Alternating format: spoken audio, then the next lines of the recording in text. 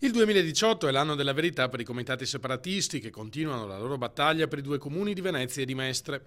Il governatore Luca Zaia rinnova loro la promessa: la regione farà tutto quanto in suo potere per celebrare il prima possibile il quinto referendum.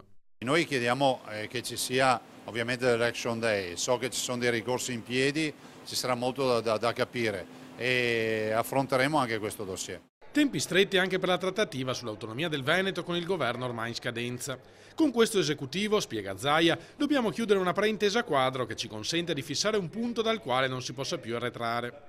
Io spero che già il primo mese dell'anno, che è questo, che è gennaio, ci permetta di firmare un buon accordo con l'attuale governo in maniera tale che si tracci una roadmap, si definiscano criteri, modalità e tempistiche per quelli che arrivano dopo e quindi ben venga anche il fatto che si metta una pietra miliare, un punto fisso per la trattativa.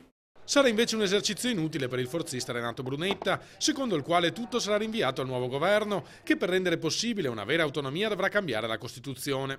Cosa che, secondo l'ex candidato sindaco di Venezia, avverrà certamente in caso di vittoria del centrodestra.